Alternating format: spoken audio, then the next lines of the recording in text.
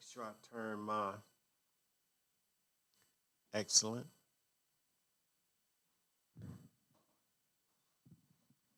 All right, so I'm back with another installment of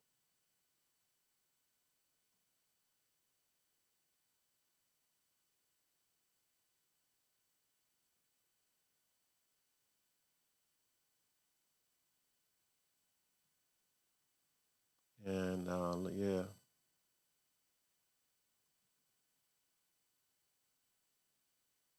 Say the stream is healthy, but I mean I see a lot of good stuff going on. All right, so we're going to pick up where I left off last night. And what happened was I was doing the AANA 12-step recovery through the application of the 12 steps. And I was like kind of starting off at the bottom when what happened was I did not have my computer plugged up and ran out of power 30 minutes into the segment, and that was it. It was like abrupt cutoff, you know. But I left it on. I left the situation. I left that stream up on YouTube, you know. But I'm doing it over. I'm going to do it over, and yeah. So anyway, moving on.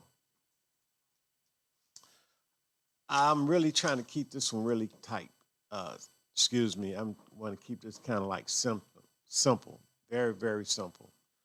Uh, and what I'm talking about is application of the 12 steps in AA, and it's just from my perspective. Don't mean it has to be right. This is my experience with the 12 steps, you know. And I also like to say that I've been watching my videos, and man, my English, my grammar is bad. I mean, I got some grammar that I like cover my face. I covered my face, man, because my grammar is very, very terrible. So as a result, I'm gonna watch my grammar, try to keep it a little basic, and I'm not gonna make any excuses for it because I frequent a lot of places, you know.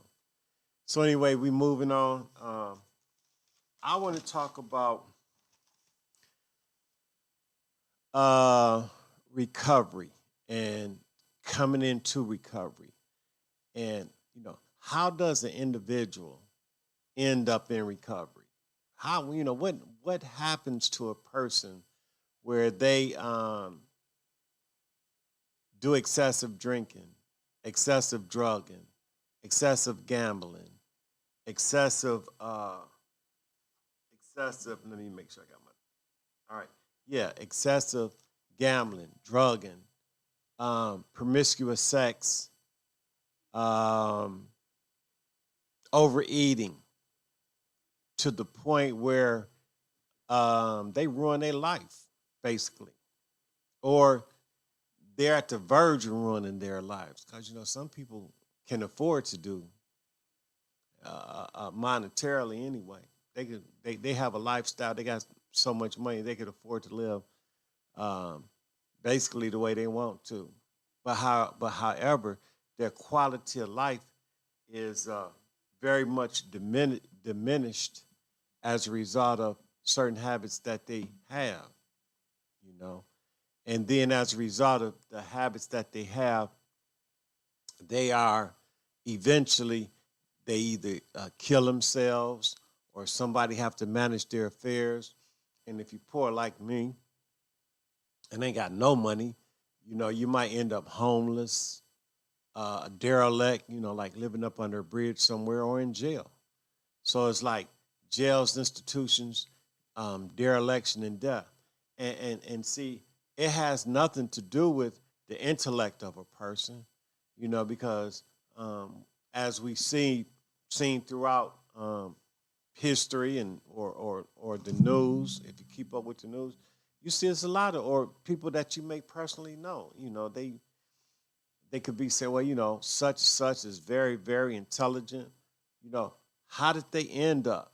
How did they end up to a point where they're lost all their money or they became a derelict? What happened? The woman who sells her body compromises her own morals, values, and principles. What happened to what has happened with these individuals that they get to a point that they even end up into some type of recovery program, 12-step program, or psychotherapy? What has happened, to the individual? They ended up in jail. So we're going to explore this because before a person get to a 12-step recovery program, what I understand is, and I'm getting situated. What I understand is they came from a place. They came from somewhere. They come from a home setting. They emerged from somewhere. And then if you're talking about people that's dealing with a relative amount of success, and we'll talk about the basic success. They might have a job, family, very much self-supporting. All the way to the person, man, that ain't never had a job. They ain't never been self-supporting, but somehow they managed to overeat or get high or drink or whatever it is that they do. So moving on, let's take a little journey. First thing I want to talk about is, and I got me some notes here, so I'll be in and out of the notes. But the first thing I want to talk about when I talk about the application of 12 steps, or before we even get to the 12-step program, is that there's a thing that there's a something that people will experience, and this experience is called trauma. A person experiences trauma that takes them to a place in their life that is very, very challenging for them, and there's 3 types of trauma. And the first type of trauma is acute trauma. And this type of a trauma is a single event. Let me get my tea over here, because y'all wouldn't imagine the stuff that I've been through I started at 10:30, 2 hours ago, trying to get on this thing, and I'm just not getting on. But I'm not going to get off into that. So in acute trauma, what happens with the individual is they will have a one-time experience they'll have a one-time experience with a situation in their life that actually take them on the tailspin. And I'm just saying, like, one experience. They could have been raped. They could have been abandoned. They could experience death of a loved one, mother, father, sister, brother, lover, friend. They could have experienced abandonment, where they grew up in foster care, and that's not a one-time incident right there. That's ongoing.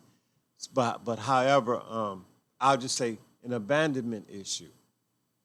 And I want to take foster care off the table because that example qualifies for another example. And so moving on. So that's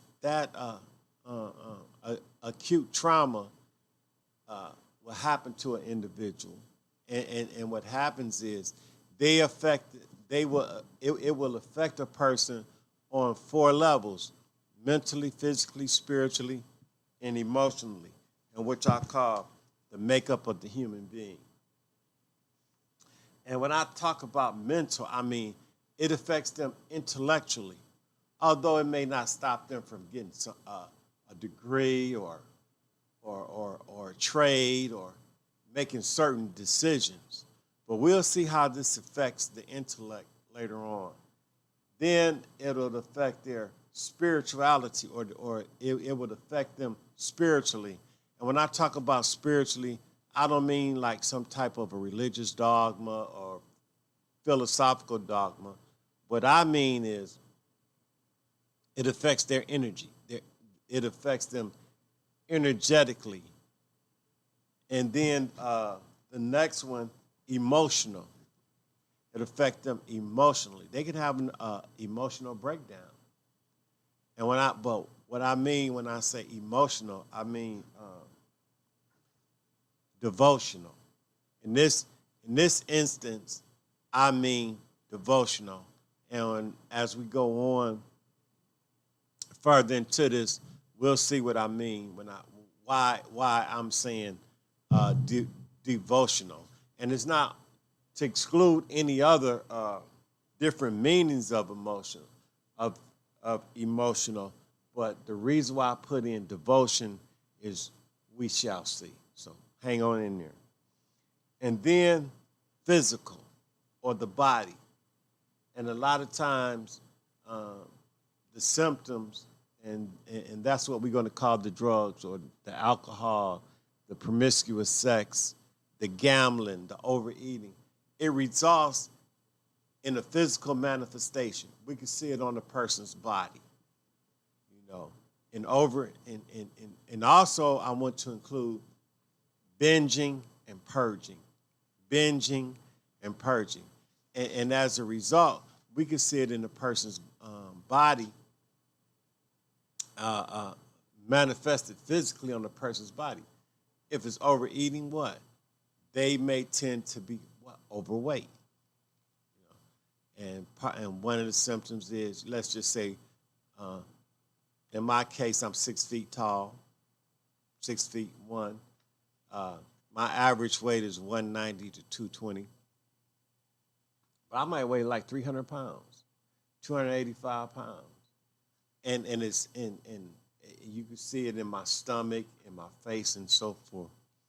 You know, a person that's using drugs and alcohol, they will suffer from malnutrition. They'll be drinking or whatever their drug of choice is. It will be something that they would indulge in all through the day. From sun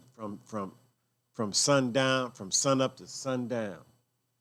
You know, gambling, a person that puts themselves inside of a game of chance, to include playing numbers, you know, to include casinos and other games of chance. And so I talked about overeating, I talked about gambling, promiscuous sexual behavior. Sexual behavior that's at risk, you know, where a person at some point they will engage in sex maybe just about with anywhere, and not too selective of who they have it with. And it could be even risky to the point where they can contract a disease or a virus. Now let's get back to the trauma. Why do I say trauma? Oh, I got a couple more definitions. So I talked about acute. And then I want to talk about the next part of the trauma is, and I want to make sure I get this right, is we talking about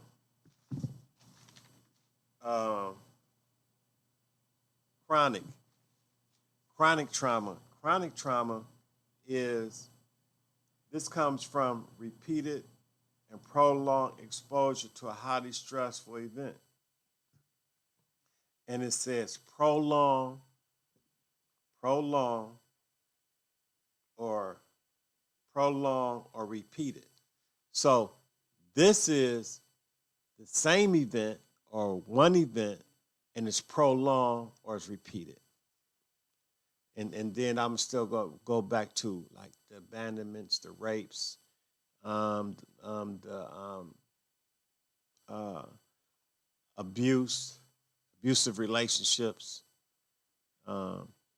whether it's romantic or family related, but it's repeated. Where acute is like you have a one-time thing that sends the person into the tailspin.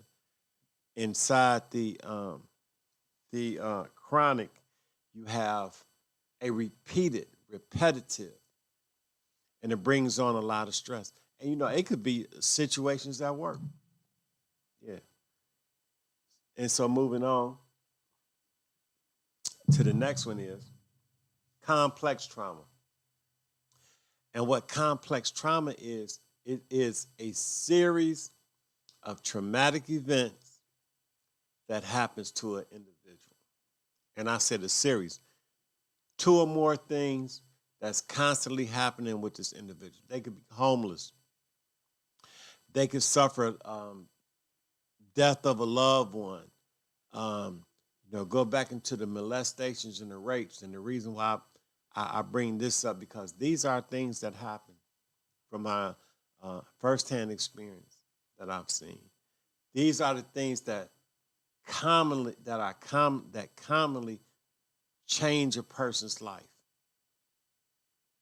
and until either forever or until they find the ways and means to turn certain situations around. So these are the three modes of trauma. Acute, where you have a one-time situation a one-time stressful event, stressful or dangerous event that put a person's life into a tailspin, or you can have chronic, which is an ongoing certain situation, and then you have acute. So you have acute trauma. Now, what happens with the trauma is the individual suffers mentally, physically, spiritually, and emotionally. And then what happens is the individual, as a result, they will pick up something at some point to make them feel better, because they have a pain, a hurt within themselves on those four levels: mentally, physically, spiritually, and emotionally, where they devote their lives. That's why I say on the emotional front, they devote their lives to a symptom. Now, the symptom is connected to something bigger called addiction. So basically what I'm trying to say is, when the trauma happens with the individual, and trauma being something that, and trauma being exposure to a highly stressful or dangerous event in a person's life, sow the seeds of obsessive and compulsive behavior. That's what it does. And obsessive compulsive behavior is the end result of the obsessive and compulsive behavior is the physical addiction, or the act, or what is called the active addiction. This is what's going on. And so as a result of the symptom, the individual's life began to fall apart. And to the untrained person, all we see is the symptom. And in some cases, some of us might know and say, well, this person, had a hard time in their life, and certain things may happen to them, and they just haven't been able to bounce back or get back to a place where they once were. But also, you have people that's born into trauma. When we look at, that's people that's born into poverty, extreme poverty, people that's born into a war type situation. These are traumatic events also. People that are born into a situation where their caregivers are not able to provide them with the emotional and mental, spiritual, and physical support to get them on a quote unquote or to give them the tools to live a productive life or become a productive member of society. So that being said, a lot of times these individuals may not even themselves be conscious of what's going on. And then again, they might. But however, when one is caught up inside the addiction and inside their primary symptom, a lot of times people think that it's the symptom, and it's not the symptom. It's the trauma. And the trauma have breeded the obsession and the compulsion, and they live a life of darkness. Now, there's one other personality that I would like to add into this, and I'm going to just say it. I like to add your drug dealers, and also to include the people that buy and sell. That buy and distribute alcoholic products. And today we got marijuana, in some states that's legal, but still, these people with these fragile personalities fall victim into the people that I just described. And I'm just talking about a reality. Now, when I include drug dealers or people that distribute drugs, what I'm saying is this.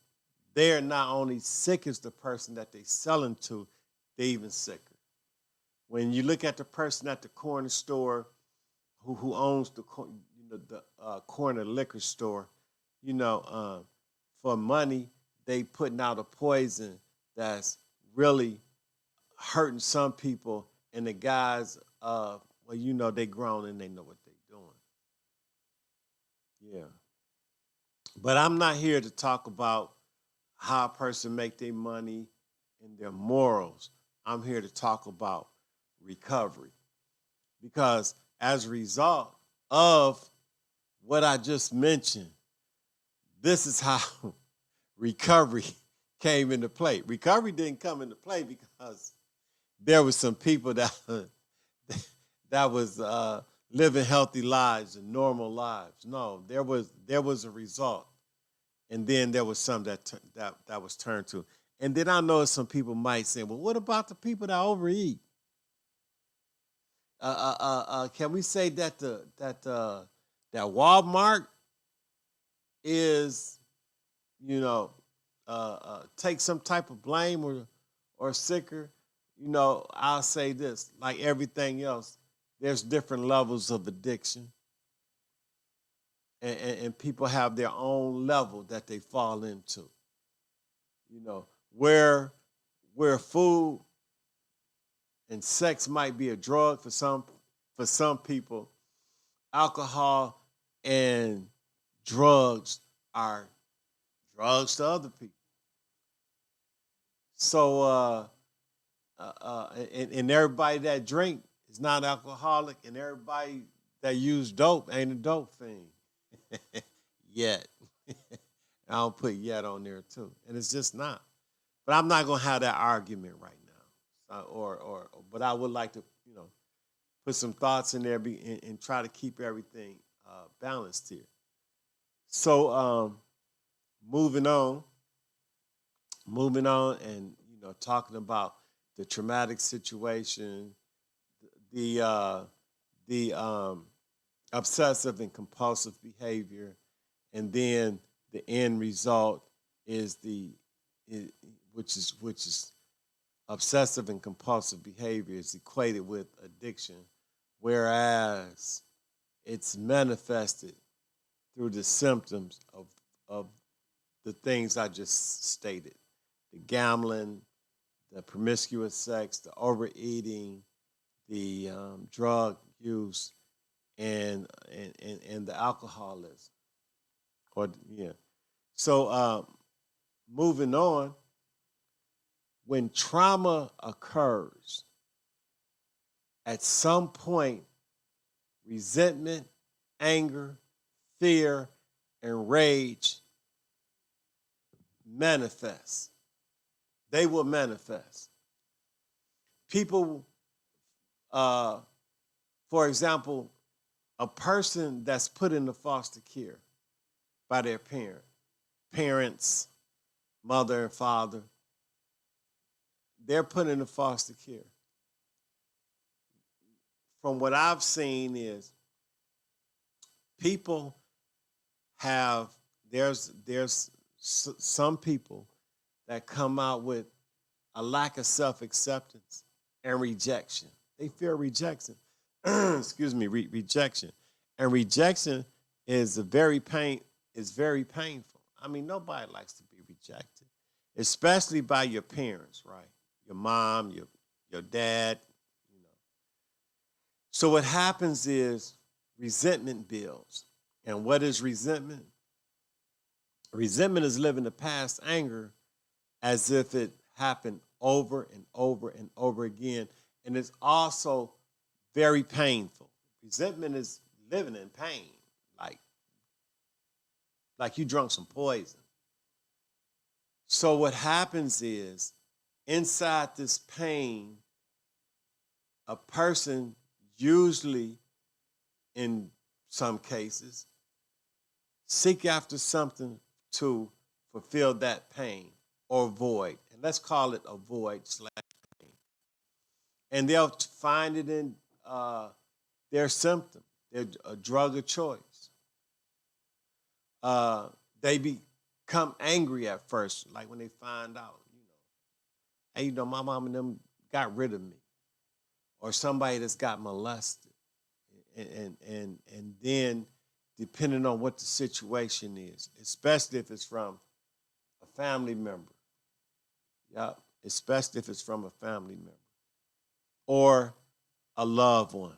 It's from a family member and a loved one.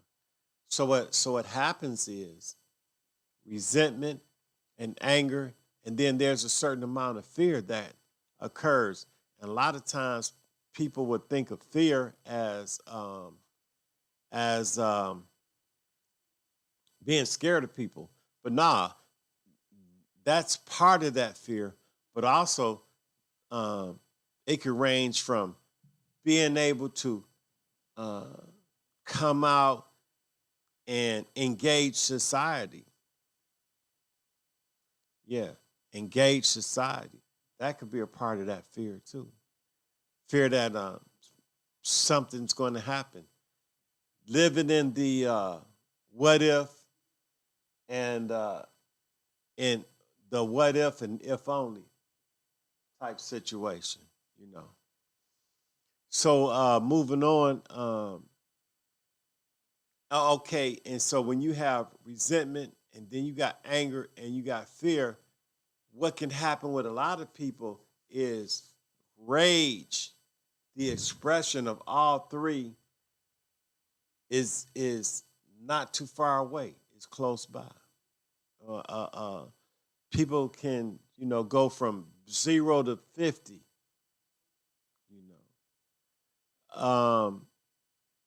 Yeah, and they can also live lives where they have to prove something, feeling like they have to prove something. All the way to really not giving a care, not really giving a damn about anything. So to sum up what I'm describing, and I have a word for it, several words. The first one, the person is living in some areas is what's called, what they have is a lot of pain on their body, mentally, physically, spiritually, and emotional. So they're living in pain, and it's manifested through their primary symptoms. This is what's happening. And not only that, a lot of times they have developed a denial system or a system of denial to protect themselves. They'll run around here and tell themselves that they are right when they really not. They will actually rationalize why they're doing wrong. And remember when I talked about the mental aspect, and I said, and let me flip over here to my notes because I really did take some notes. And when I talked about the mental or the intellect, well, inside the intellect, they would actually use their intellect to justify exactly what they're doing. When I talked about the emotional and I said devotional, they're actually devoted to whatever it is they're doing, to their addiction. They're devoted to it. They might go to church, to the mosque, to the temple. They can go anywhere, but the bottom line is, and they can quote scriptures for days and different philosophers. However, they're devoted to this particular lifestyle. Yeah. And it could be an unconscious decision about the devotion. And then moving on, their energy, the energy and the aura that they carry. A lot of times we can see that. People can see their aura.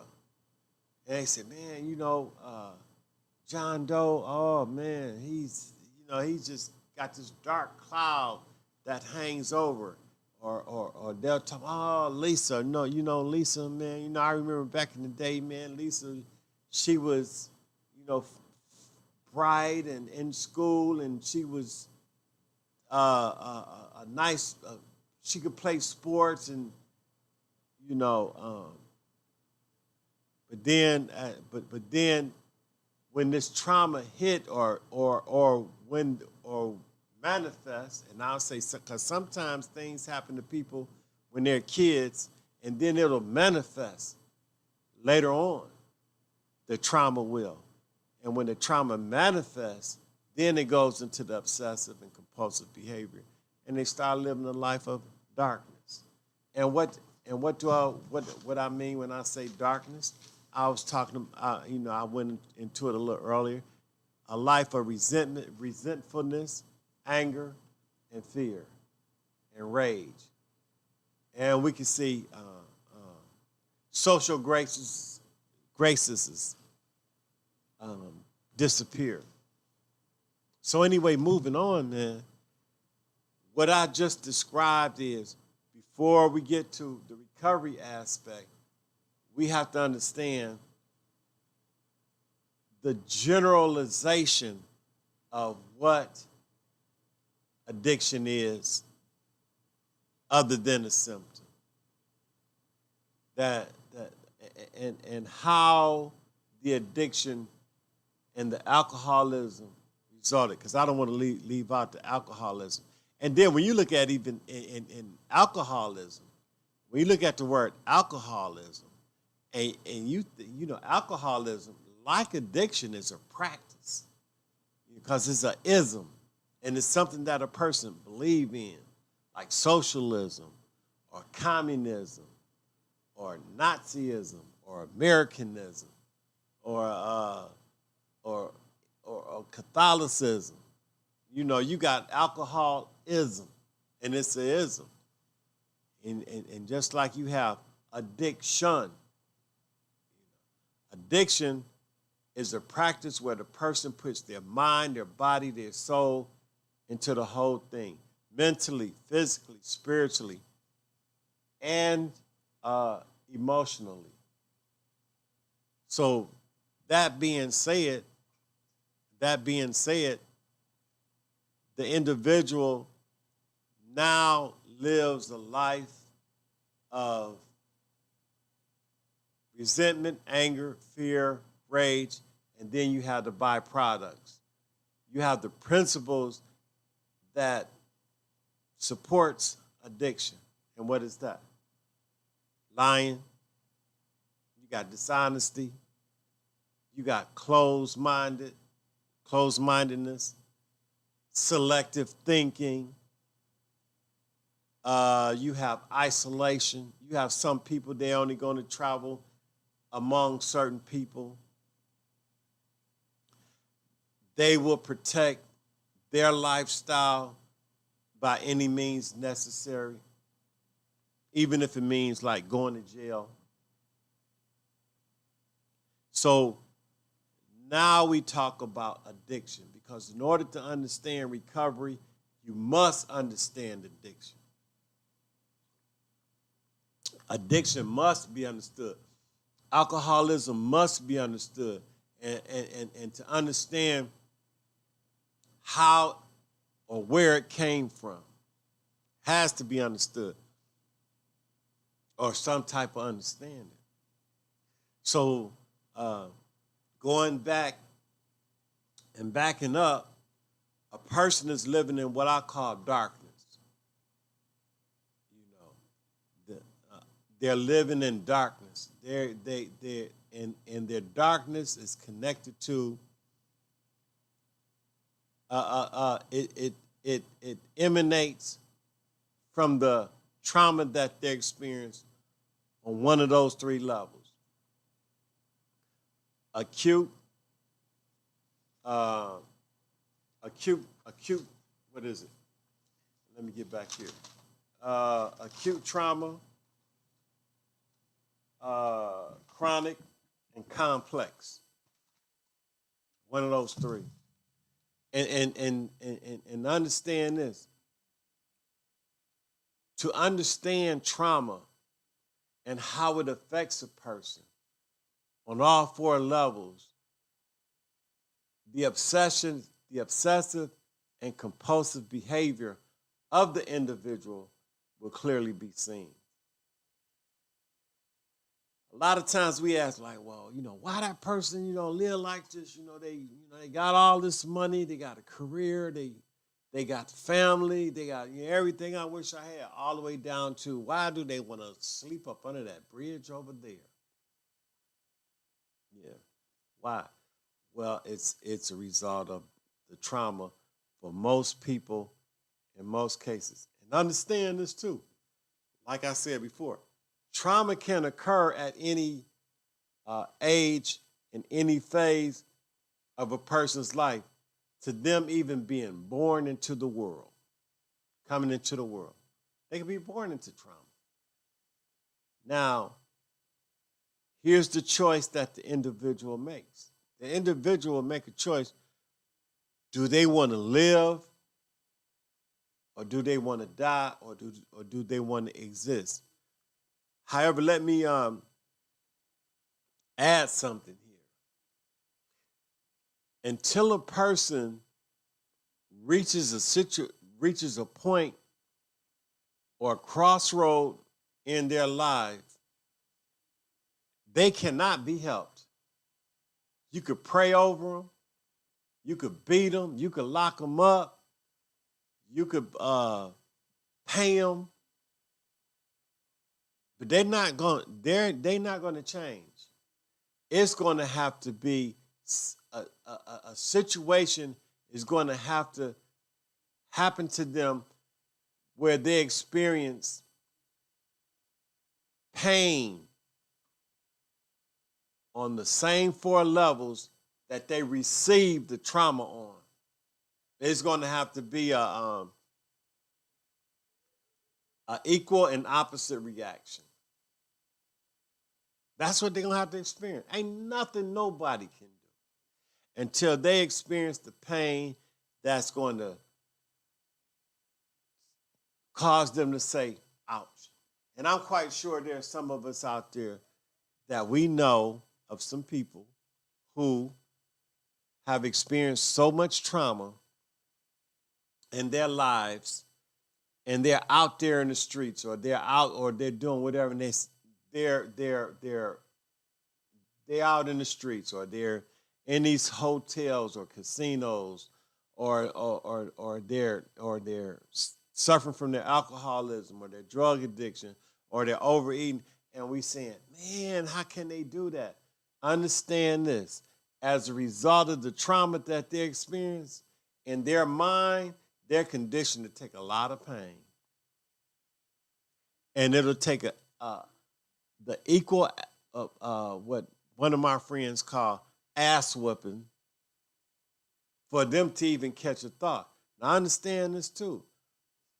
A lot of these people understand what they're going through. They could probably tell you at some point in a conversation, they'll tell you exactly what they're going through. They'll be able to tell you exactly what they're going through. But here's the deal. They could be so caught up that they couldn't do anything about what's going on. You know, yeah, I seen, and then I have my own experiences too. You know, I got my own experience with molestation, rape, and I got my own experience with abandonment issues. So anyway, moving on,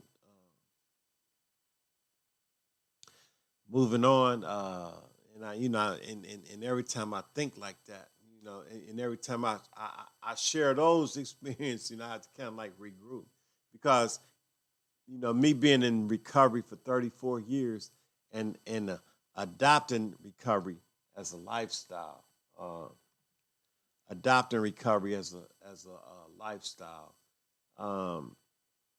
it's an ongoing process. So anyway, moving on. Now, at some point, when the individual have experienced certain things, recovery is possible for them. But like I said, they have to get to a certain point where a desire to at least put down that major symptom, or and some people can have more than one. They don't have to have, like, well, a person just gambles and that's it. They can be gambling, drinking, drugging, promiscuous sex, overeating, all at the same time. Yeah.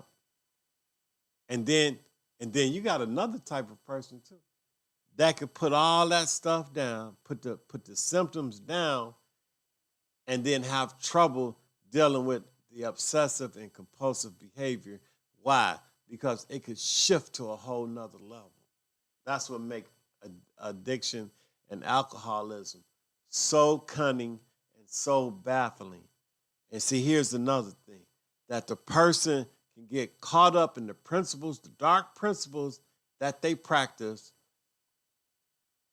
that they could be comfortable with that and afraid to change, have fear of changing. Yeah.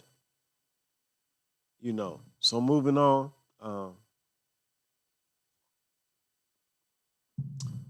And we talking about, I got some real good tea right there. So anyway, moving on. What is 12-step recovery? How would that help a person? How would 12-step recovery help a person?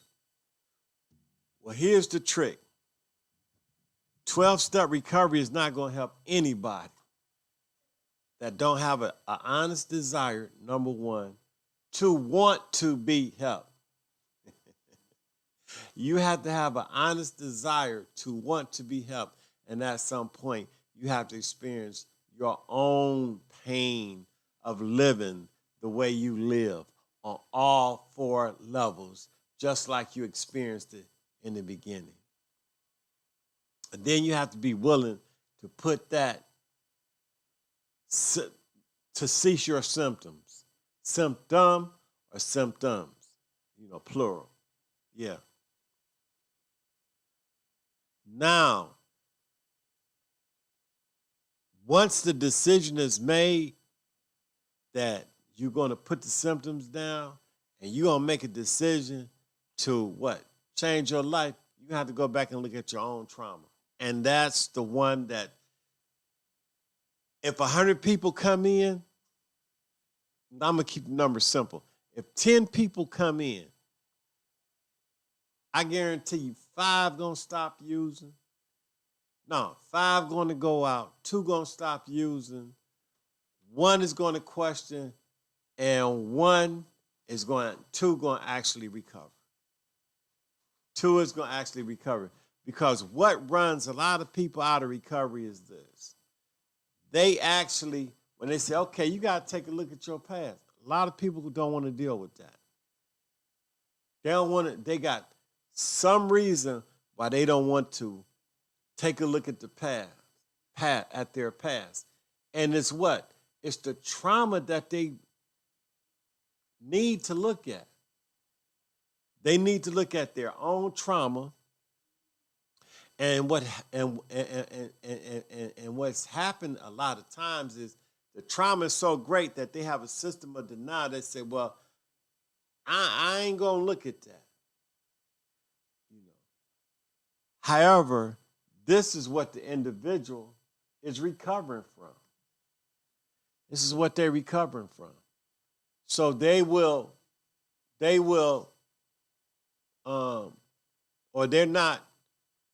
don't have the willingness to look at their own traumatic event. Because, see, this is what you have to look at. You got to go in there, and I like this example that one person that I know. You and yourself have to sit down in a room, and you need to look at you and start talking about what happened. What happened? How did I end up like this? And it's not so much end up, it's like where you at in the here and now. In the here and now, why am I like this?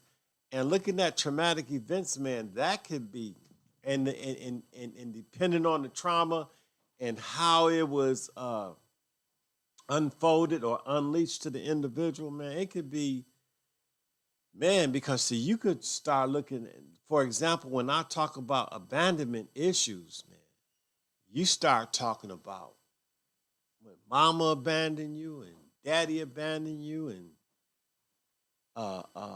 relatives abandon you. You ended up in foster care or you ended up over to somebody else's house because your own people didn't want you. On the rape and molestation tip, especially if it came from people that you were supposed that they were your caregivers, or people that you were supposed to trust to, supposed to have trust in, and you come to find out that they're predators. A lot of people don't want to look at that. Family secrets. There's a saying that says, secrets keep you sick. And what happens in the recovery process is opening them secrets up and looking at them. A lot of people don't want to do that. They say, fuck that.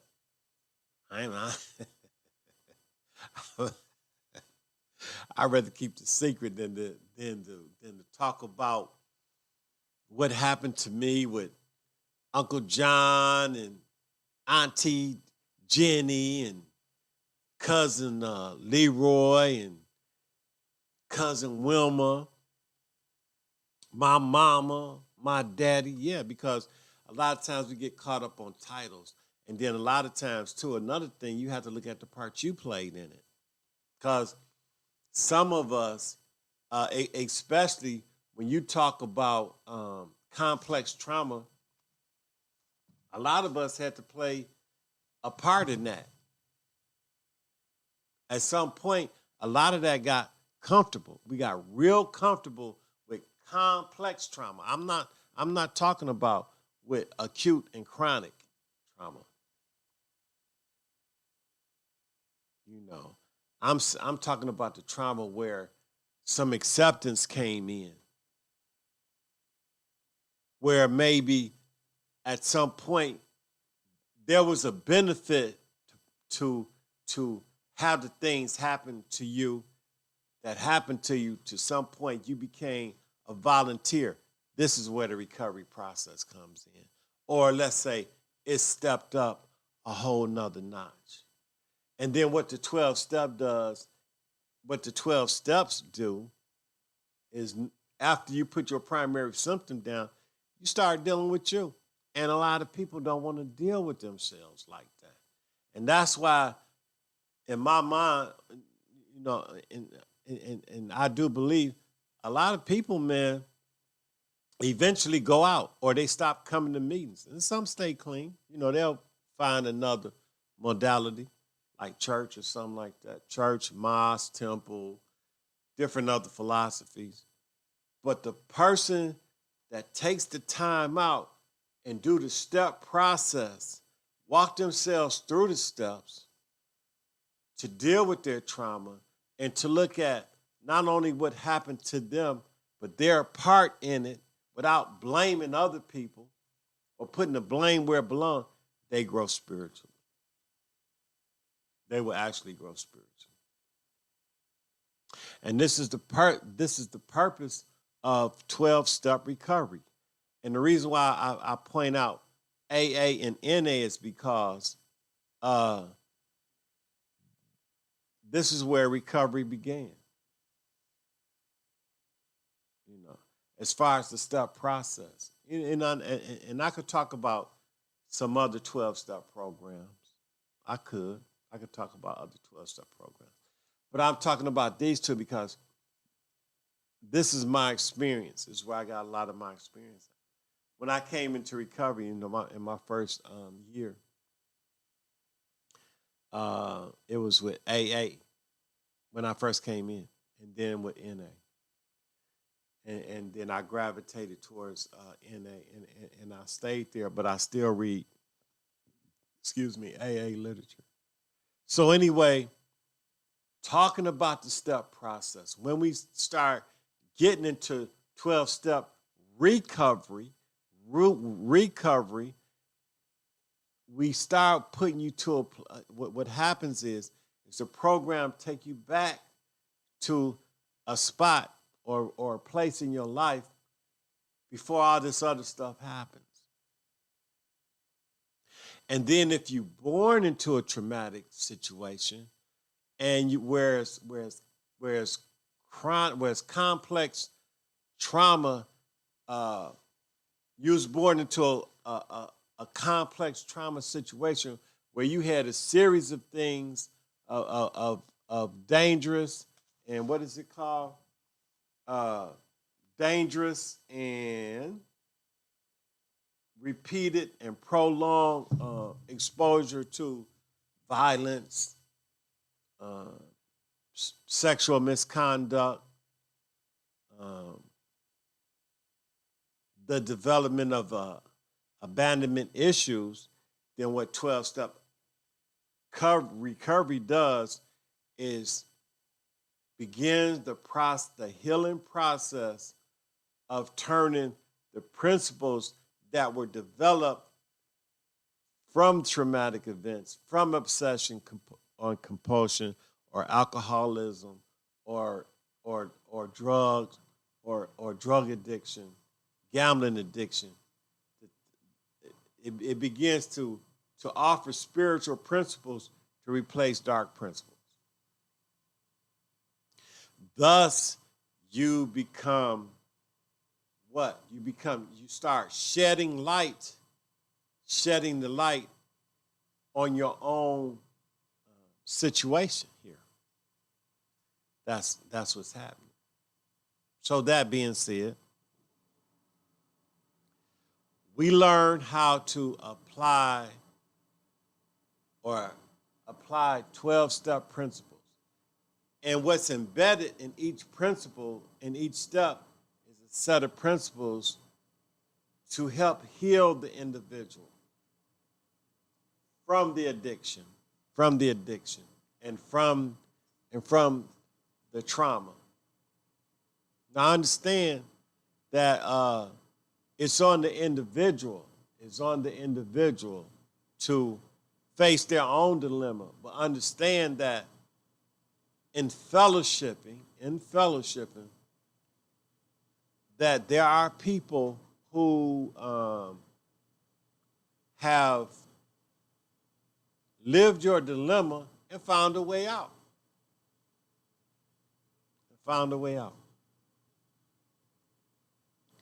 So, in wrapping this up, I'd like to say that what happened last night, man. But I'm gonna leave that video out there, though. I'm not gonna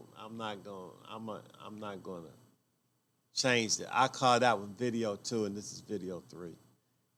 So what happened was I was, in the middle of doing the video. I got like 30-something minutes, 32, 35 minutes into the video, and what happened was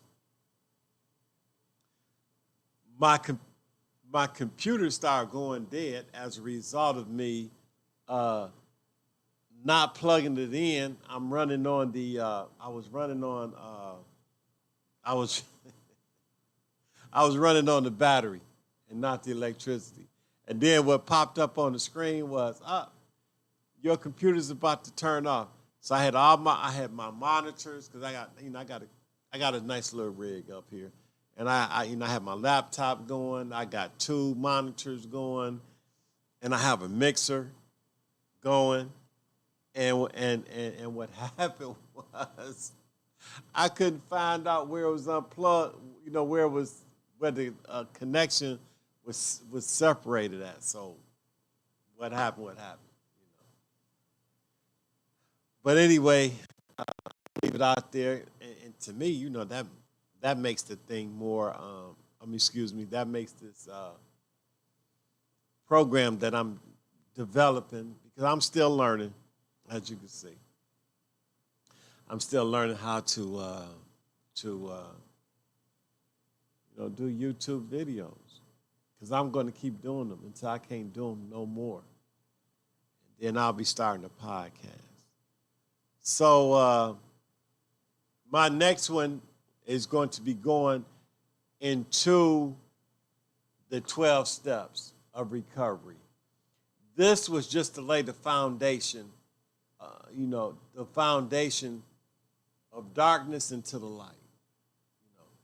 Pain, body, mental, physical, spiritual, and emotional. And like I said, when I talk about, let me flip over here a little bit. When I talk about the makeup of the human being, and then when I start talking about steps, I'll be talking about the 4 aspects: the mental or the intellect, the physical or the body, the spiritual or the energy, the emotional or the devotional part of the human. I'll be addressing like trauma, the different phases of trauma, and how the 12-step process nullifies it. And not only is there, when living the 12-step principles or coming from a 12-step perspective, because there's many other different modalities out there, that can heal the individual from addiction and alcoholism. However, when a person comes through the 12-step process, what you'll find out, or what I come to find out, the longer you stay in it, is that not only do you change, but and it's really not a change. It's actual, to me, in my mind, you're being elevated. You being elevated. So I'm gonna cut this off right here. I'm gonna say hit the button. I'll probably be back around Monday or Sunday night, and then we're going to go move into the 12-step modality of healing, and also how the 12 steps slowly but surely will evolve the person into ascending into what's called light workers. And it's not what I call it, it's just a term that I picked up. How the 12 steps clears and purges the individual to a point where they help others, have their intuition to help others is nurtured. All right, so I'd like to thank y'all for listening to me. I remember I got another one out there that's like 30-some minutes long. But I'm gonna leave it out there on the YouTube until I learn how to edit, and then I'll probably take it down and edit and then put it back up because I did record it. For those that's listening, I'd like to say thank you. You know, if you're new to recovery, you're new to 12-step recovery, whether it's AA or NA, pay attention. You know, I've been clean for 34 years, 5 months, and some change. I still make meetings. I still do step work. I still do the basic stuff. And now I'm doing this. So anyway, I got to get ready. I got to go to bed. I'd like to thank everybody for paying attention. And I like to say this before I shut it down. And another reason why I say AA and NA 12 steps is because for me, the program, and I'm not talking about the fellowships. The fellowships are different. These are your people. AA got they got their fellowship, NA got their fellowship, FA got theirs, CA got theirs, Emotional Anonymous got theirs, Overeaters Anonymous. We all have our own fellowships, but however, the steps are one. Nobody owns the steps. You can fellowship who you want to, like hanging around people. You hang around whoever you want to hang around. But at the end of the day, 12 steps is the 12 steps. And they're designed to do the same thing. So I put them out there like that. And I'm going to continue to do so. Yeah, I'm not going to, because that's how I got my recovery, through AA steps, NA steps.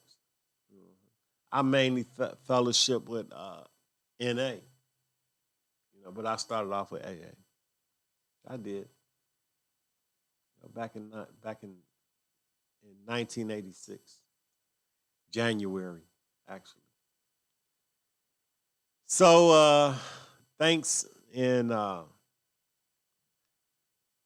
talk to y'all later, man. Like I said, hit the subscribe button.